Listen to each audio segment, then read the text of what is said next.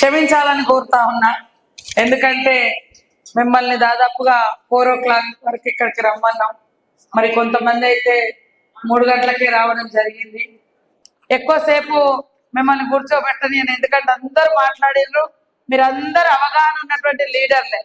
ఇక కావాల్సింది అవసరం ఉన్నప్పుడు సమన్వయం చేసుకోవడం, సమయ సందర్భంతో సమయస్ఫూర్తిగా వ్యవహరించడమే ఈ రోజు మన ముందున్నటువంటి కర్తవ్యం. ఏ పథకాలు ఏమున్నాయి, ఏముంది అనేది మీరు కూడా గ్రామాలలో అందరికీ వివరిస్తూనే ఉంటారు. కాబట్టి వేదిక మీద ఉన్న పెద్దలందరూ చెప్పిన వాటితో పాటు యాక్చువల్గా నేను నిజామాబాద్ జిల్లాకు ఇన్ఛార్జిగా ఉన్నా. నిన్న మొన్న 2 రోజులు అటు కూడా పోయొచ్చిన తర్వాత నాకు ఇప్పుడు భువనగిరి ఇవ్వడం జరిగింది. ఈ రాష్ట్రంలో హైయెస్ట్ సర్పంచ్లు ఎక్కడ గెలిచినాయో తెలుసా? నిజామాబాద్ జిల్లాలో. సో ఆ క్రెడిట్ నాకు చెప్పడం జరిగింది. కానీ వాళ్ళ కష్టం, వాళ్ళు సమన్వయం చేసుకున్నారు. అక్కడ కార్యకర్తలు, నాయకులు, ఎమ్మెల్యేలు, సీనియర్ నాయకులంతా కృషి చేసి అక్కడ దాదాపుగా వేరే ఎమ్మెల్యేల కాడ కూడా అత్యధికంగా మన సర్పంచ్లను గెలిపించుకోవడంలో ఒక సమయస్ఫూర్తితో వ్యవహరించారు. కాబట్టి రాష్ట్రంలో 85% సర్పంచ్లు గెలిచినటువంటి జిల్లాగా ఉమ్మడి నిజామాబాద్ జిల్లా రావడం జరిగింది. ఈరోజు ఉత్తమన్న అటుపోయిండు, నేను ఇటు వచ్చిన. మరి ఇక్కడ మీరందరూ ఇందాక ఐలన్న గారు కానీ, మన శ్యామ అన్న కానీ, మన అనిల్ రెడ్డి అన్న మాట్లాడిన వాళ్ళందరూ, శోభ అందరూ మాట్లాడిన వాళ్ళందరూ కూడా నా గురించి 2 మాటలు మంచిగా బాగా చెప్పారు. మీరు మాట్లాడిన మాటలు చూస్తే నా బాధ్యత నేను ఇంకా పర్ఫెక్ట్ గా చేయాలి, మీ నమ్మకాన్ని కాపాడాలి. అదే విధంగా ఇది ఒక సందర్భం. ఇప్పుడు వేదిక మీద ఉన్న వాళ్ళం కొంత పదవులలో ఉన్నాం. మేము గెలిచి 2 ఏళ్ళు అయింది. కానీ ఇప్పుడు కార్యకర్తలకు ఏదో ఒక పదవి వస్తుంది, గ్రామాలు అభివృద్ధి అవుతాయి, పట్టణాలు అభివృద్ధి అవుతాయి అని. మరి నేను కూడా పంచాయతీరాజ్ శాఖ మంత్రిగా ఉన్నప్పుడు నేను చాలా సార్లు సీఎం గారి దృష్టికి తీసుకెళ్ళా. అన్న, మనము ఎమ్మెల్యేలమైన మంత్రులైన గ్రామాలలో అభివృద్ధి కుంటుపడొద్దంటే మన వాళ్ళు అక్కడ సర్పంచులుగా ఉండాలి, మనం ఇచ్చే నిధులు గ్రామాలకు వెళ్ళాలి అని. దాని తర్వాత అది నిర్వహించుకొని ఈరోజు మున్సిపాలిటీలకు వచ్చినాం. మున్సిపాలిటీలు కూడా ఈరోజు సీఎం రేవంత్ రెడ్డి గారు ఈ శాఖకు మంత్రిగా ఉన్నారు. మరి మున్సిపాలిటీల మీద ప్రత్యేక మాస్టర్ ప్లాన్ వేసుకున్నాడు, ప్రత్యేక దృష్టి ఉంది. ఇప్పటికే ఒక్కొక్క మున్సిపాలిటీకి మినిమంగా 15 నుంచి 50 కోట్ల వరకు కూడా మన ముఖ్యమంత్రి గారు ఫండ్స్ రిలీజ్ చేయడం జరిగింది. అవన్నీ పనులు కావాలి అంటే ఒక ఎమ్మెల్యేగా మేముంటేనే కాదు, అక్కడ చైర్మన్లు కానీ, ఆ వార్డు కౌన్సిలర్స్ కానీ మీరుండడం మూలంగా మీ పర్యవేక్షణలో, మీ అబ్జర్వేషన్స్ తో ప్రజల యొక్క అభిప్రాయం మేరకు, వాళ్ళ అవసరం మేరకు మరి మీరు పనులను ప్రతిపాదించుకొని పనులు చేయించడం మూలంగా మీకు గౌరవం దక్కుతుంది, ఇక్కడున్న మాకు గౌరవం దక్కుతుంది. అక్కడ గవర్నమెంట్ కు, ముఖ్యమంత్రి గారికి కూడా మన ఆధ్వర్యంలో ఈ పనులు చేస్తున్నాం అనేటువంటి మరి ప్రచారం కానీ, ప్రయోజనం కానీ ప్రజలకు చేరుతుంది. కాబట్టి ఈరోజు ప్రతి వార్డులో ఒక్కరే కౌన్సిలర్ అవుతారు. కానీ ఆశపడడంలో తప్పు లేదు, ఆశపడతాం. కానీ మనం గెలుస్తామా లేదా అని మనకు మనం ఒకసారి ప్రశ్నించుకోవడం, సర్వే చేసుకోవడం. పుట్టిగా టికెట్ అడిగి అందరు అడుగుతున్నారు కాబట్టి నేను అడుగుతా, మరి అందరు పోటీలకు వస్తారు కాబట్టి నేనని కాకుండా మనకు ప్రజలలో కానీ, కార్యకర్తలలో కానీ మనం టైం ఇవ్వలేనప్పుడు ఖచ్చితంగా ఎవరికన్నా ఇవ్వండి, నేను గెలిపించుకొస్తా, నా బాధ్యత, నాకు ఇంకేమైనా నామినేటెడ్ ఇవ్వండి అని. అట్లా కూడా ఇక్కడ సీనియర్ నాయకులందరూ కూడా ఆయా వార్డుల వారీగా సమన్వయం చేసుకొని మరి మంచి అభ్యర్థులను, ప్రజలలో ఉండే అభ్యర్థులను, పార్టీకి నమ్మకంగా ఉండే అభ్యర్థులను క్యాడర్తో సమన్వయం చేసుకుని క్యాడర్ను కాపాడుకునే అభ్యర్థులను, ఆ క్యాడర్కి ఒక కుటుంబ పెద్దగా ఉండేటువంటి వ్యక్తిని మీరు సెలక్షన్ చేసుకుంటే మీ అంతకు గౌరవం దక్కుతుంది, మన ప్రజలకు కూడా గౌరవించడం జరుగుతుంది. కాబట్టి మరి ఆ రకంగా సమన్వయంతో మనము ఈ ఎన్నికలను నిర్వహించుకుందాం. మన మీద ప్రజలు పెట్టినటువంటి నమ్మకాన్ని కాపాడుకుంటూ ముందుకెళ్లాలంటే ప్రతి వార్డులో కాంగ్రెస్ పార్టీ అభ్యర్థి గెలవాలి. గెలిచినప్పుడే మీకు గౌరవం ఉంటుంది. మీరు చూసిందో లేదు, ఇప్పుడు అనవసరంగా మనం గెలవకుండా టికెట్ తీసుకొని అది ఓడిపోయి మీరు ఓడిపోయి పార్టీ నష్టపోయే కంటే మరి ఎవరు గెలుస్తారో అనేది మనల్ని మనం ఒక్కసారి అంతరాత్మను దీన్ని మించింది ఏది ఉండదు. ఏదో నేను గెలుస్తా అని కాకుండా ఎవరైతే గెలుస్తారని మీరు ఒక్కసారి ఆలోచన. ఈ రోజు మీరు చూసిరో లేదో ఎమ్మెల్యే ఎలక్షన్లలో ఎమ్మెల్యేల టికెట్ ఇచ్చిన తర్వాత ఎవరైతే ఓడిపోతారో వాళ్ళకి మళ్ళీ పదవులు రాలే ఇప్పటి వరకు.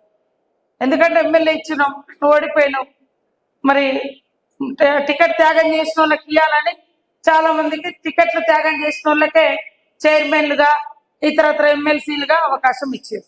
అట్లా ఇక్కడ ఉన్నటువంటి వాళ్ళు కూడా మరి అలాంటి త్యాగం చేసి గెలిపించుకొచ్చి మన ఎమ్మెల్యేల చేతిలో, మన మంత్రుల చేతిలో, మన ముఖ్యమంత్రి గారి చేతిలో పెడితే ఖచ్చితంగా అత్యధికంగా నిధులు తీసుకొచ్చి మీరు పని చేసే బాధ్యత, ఆ పని చేయించే బాధ్యత గెలిపించినటువంటి నాయకులకు ఇవ్వడం జరుగుతుంది.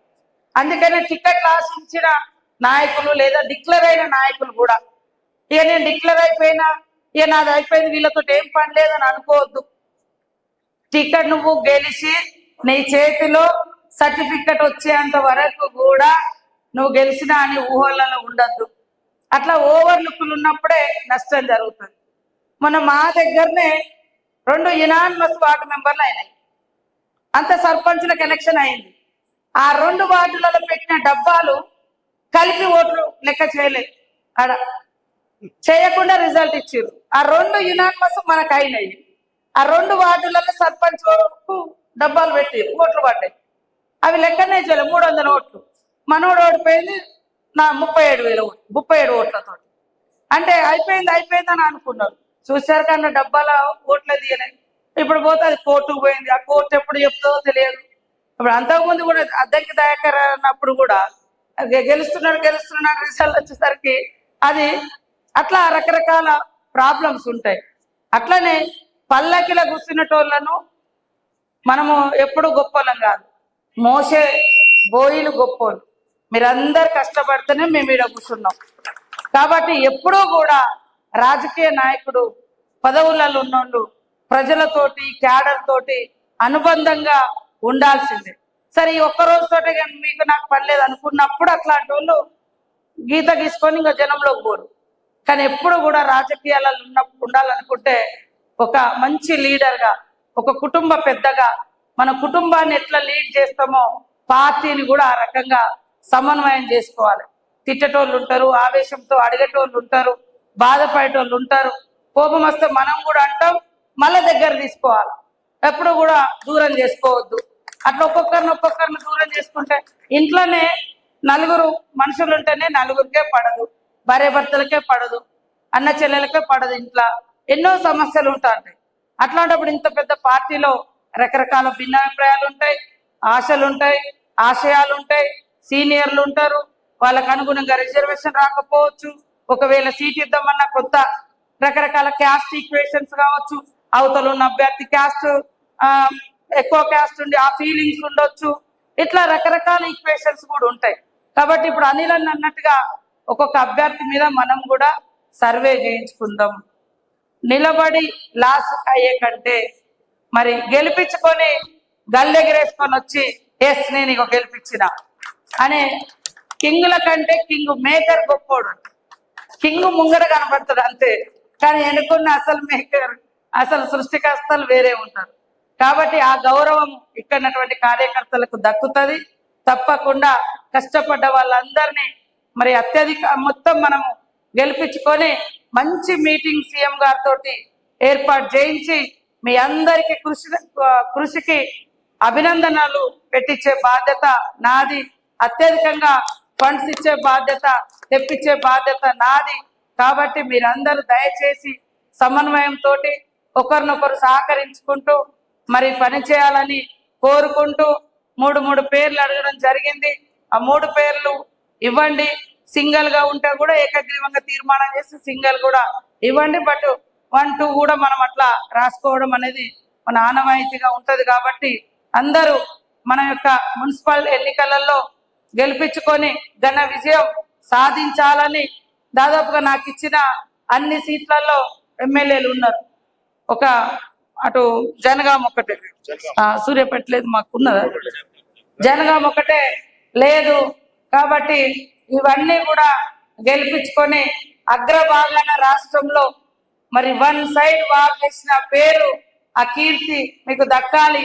ఆ లక్ష్మీ నరసింహస్వామి యొక్క ఆశీస్సులతోటి తప్పకుండా అందరూ మన అభ్యర్థులు ఘన విజయం సాధించాలని లక్ష్మీ నరసింహస్వామి గారిని కోరుకుంటూ మీ అందరికీ కూడా మనస్ఫూర్తిగా మేడారం సమ్మక్క సారమ్మ సన్నిధికి ఆహ్వానం పలుకుతా ఉన్నాం. బుధవారం నుంచి మెయిన్ జాతర స్టార్ట్ అవుతుంది. బుధవారం దేవతలు అడవుల్లో నుంచి గద్దెల మీదకి వస్తారు. బుధవారం బేస్తవారం, శుక్రవారం శనివారం వరకు అక్కడ దేవుళ్ళను గద్దెల మీద ఉంచి మరి నిండు పున్నమి వెన్నెల మధ్య లక్షలాది మంది భక్తులు వచ్చి అక్కడ గద్దెల మీద ఉన్న దేవుళ్ళను దర్శించుకుంటారు. తర్వాత శనివారం సాయంత్రం మళ్ళీ వన ప్రవేశం చేస్తాం అడవుల్లోకి. మళ్ళా 2 ఏళ్ల తర్వాత దేవుళ్ళు మళ్ళీ గద్దెల మీదకి వస్తారు. కాబట్టి మన పార్లమెంట్ సభ్యు ఇక్కడటువంటి ప్రజలు, అభిమానులు, కార్యకర్తలు, అదే విధంగా రాష్ట్ర ప్రజలందరికీ కూడా మీ ఆడబిడ్డగా మరి ఆహ్వానం పలుకుతూ మీ అందరి విజయాన్ని కాంక్షిస్తూ నేను తప్పకుండా ప్రచారంలో ఉంటా, పాల్గొంటా. అందరి నాయకులు కూడా దయచేసి ఈగోయిజం వద్దు, గ్రూపిజం వద్దు, గుడ్ లీడర్లుగా ఉండాలి. మనకు ఒక్కొక్క సందర్భంలో తిట్టిన వ్యక్తి కూడా ఆయనకు అక్కడ మంచి పేరు ఉంది, మన పార్టీ లీడర్ అంటే ఆయనకు టికెట్ ఇచ్చుకొని గెలిపించుకొచ్చుకోవడం అది ఘనకార్యం. ఎదుటోని ముంగట ఓడిపోయి తలదించుకునే కంటే మన దాంట్లో మనకి ఎన్ని కొట్లాటలున్నా మనం అందరం ఒక ఫ్యామిలీ, ఒక జెండా, ఒక పార్టీ, ఈ భావంతో పనిచేయాలని కోరుకుంటూ మీ అందరి దగ్గర సెలవు తీసుకుంటా ఉన్నాను.